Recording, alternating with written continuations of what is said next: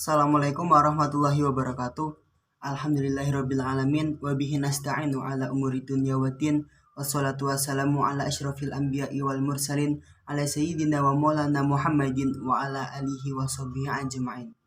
Yang kami hormati dosen pengampu mata kuliah Kapital Selekta Dakwah kelas A, Bapak Ahmad Hidayatullah, dan tak lupa pula teman-teman manajemen dakwah IAIN Pekalongan yang kami hormati dan kami banggakan.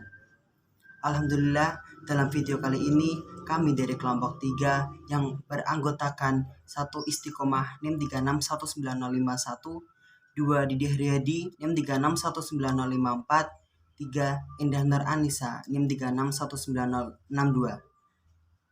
Kami akan menyampaikan hasil diskusi kami tentang dakwah dan radikalisme serta pemecahannya.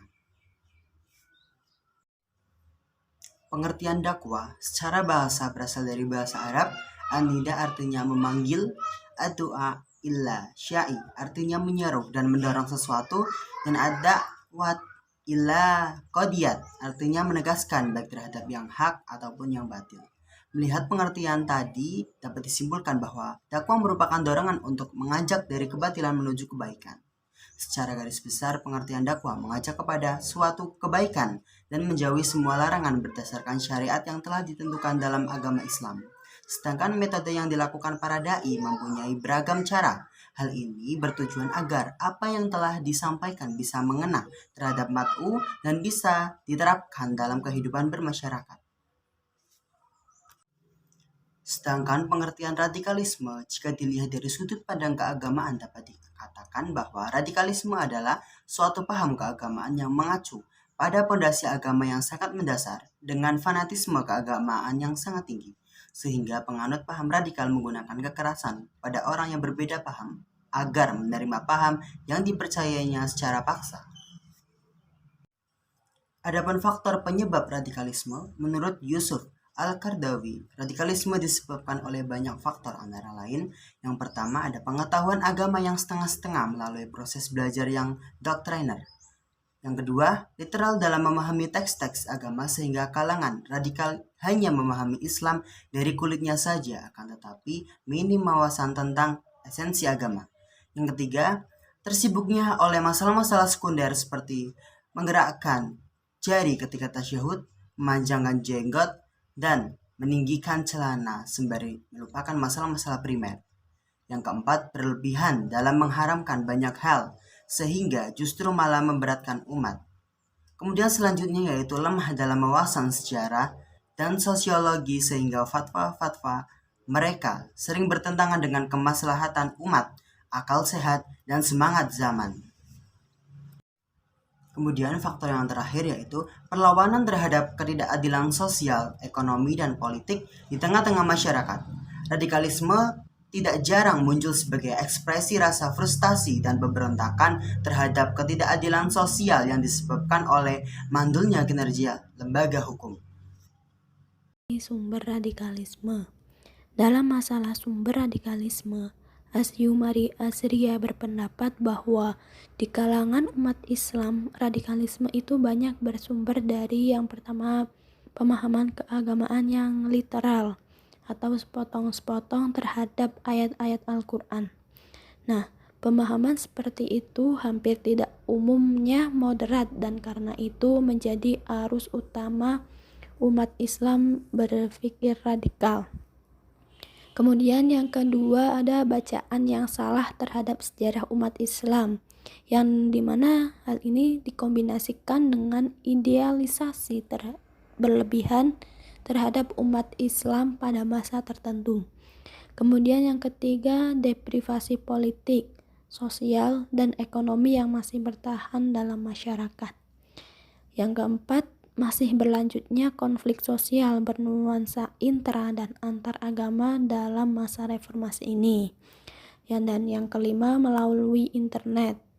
Selain menggunakan media kertas, kelompok radikal juga memanfaatkan dunia maya untuk menyebarkan buku-buku dan informasi tentang jihad. Kemudian ada wujud radikalisme yang A, Gerakan yang sifatnya simbolik atau wacana seperti gerakan wacana pemberlakuan syariat Islam dan justifikasi bid'ah, sesat, kafir, dan sebagainya terhadap paham di luar ajaran mereka. Kemudian yang B, gerakan yang sifatnya fisik seperti aksi jihad demonstrasi dengan cara kekerasan, peristiwa terorisme seperti aksi bom bunuh diri dan sebagainya. Adapun cara menanggulangi radikalisme. Untuk menanggulangi radikalisme perlu dipetakan terlebih dahulu jenis atau tingkatan orang yang radikal tersebut, yakni yang pertama, sekelas pimpinan atau ideolog. Umumnya mereka sudah tidak mempan lagi untuk diajak duduk bersama. Nah, cara untuk menjinakkan mereka yakni dengan kampanye besar-besaran tentang doktrin-doktrin mereka yang tidak sesuai dengan ajaran Islam.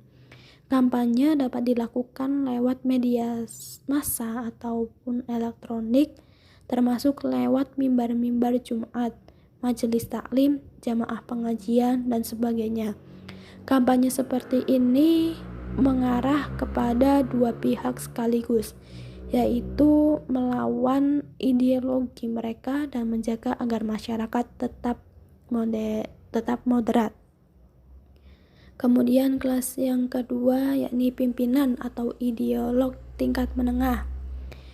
Mereka ini sudah bisa disentuh sekaligus sangat susah diajak berdialog.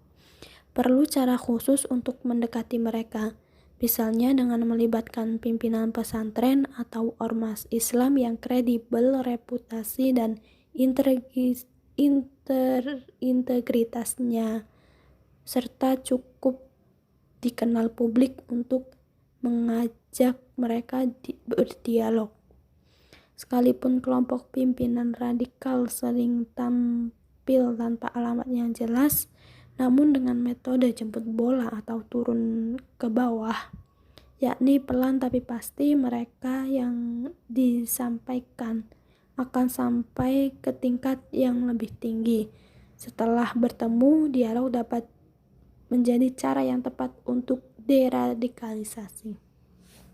Oke, untuk selanjutnya, yang ketiga yaitu penganut yang masih ikut-ikutan. Bagian ini sesungguhnya relatif mudah dijinakkan, tapi biasanya tampilan mereka lebih garang dibanding pimpinannya.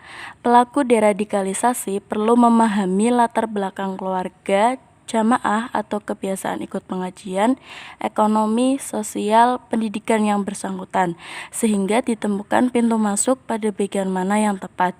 Hal ini dimaksudkan untuk menghilangkan lahan yang dapat menyuburkan ideologi radikal. Dalam bidang pencegahan, BNPT sendiri menggunakan dua strategi, yaitu yang pertama menggunakan kontraradikalisasi, yakni upaya penanaman nilai-nilai keindonesiaan serta nilai-nilai non-kekerasan. Dalam prosesnya, strategi ini dilakukan melalui pendidikan, baik formal maupun non-formal. Kontraradikalisasi diarahkan masyarakat umum melalui kerjasama dengan tokoh agama, tokoh pendidikan, tokoh masyarakat, dan juga tokoh adat. Yang kedua, menggunakan deradikalisasi. Bidang deradikalisasi ditunjukkan pada kelompok simpatisan, pendukung, inti, dan militan yang dilakukan baik di dalam maupun di luar lapas. Tujuan dari deradikalisasi agar kelompok-kelompok inti, militan, simpatisan, dan pendukung meninggalkan cara-cara kekerasan dan teror dalam memperjuangkan misinya serta memoderasi paham-paham radikal mereka agar sejalan dengan semangat kelompok Islam moderat dan cocok dengan misi-misi kebangsaan yang memperkuat NKRI. Bagian selanjutnya yaitu kesimpulan. Dari yang sudah dijelaskan di atas dapat disimpulkan bahwasanya pengertian dakwah secara bahasa berasal dari bahasa Arab an-nidah yang artinya memanggil, ad-du'a ila sya'i yang artinya menyeru dan mendorong sesuatu, dan ad-da'wat ila qadiyat yang artinya menegaskan baik terhadap yang hak ataupun yang batil. Secara garis besar, pengertian dakwah mengajak kepada suatu kebaikan dan menjauhi semua larangan berdasarkan syariat yang telah ditentukan dalam agama Islam. Sedangkan metode yang dilakukan para dai mempunyai beragam cara. Hal ini bertujuan agar yang telah disampaikan bisa mengena terhadap mad'unya dan bisa diterapkan dalam kehidupan bermasyarakat. Pengertian radikalisme sendiri berasal dari kata Latin radix yang artinya akar, sedangkan radikalisme menurut kamus ilmiah populer berasal dari kata radikal yang artinya besar-besaran, menyeluruh, keras, kokoh, maju, dan tajam dalam berpikir.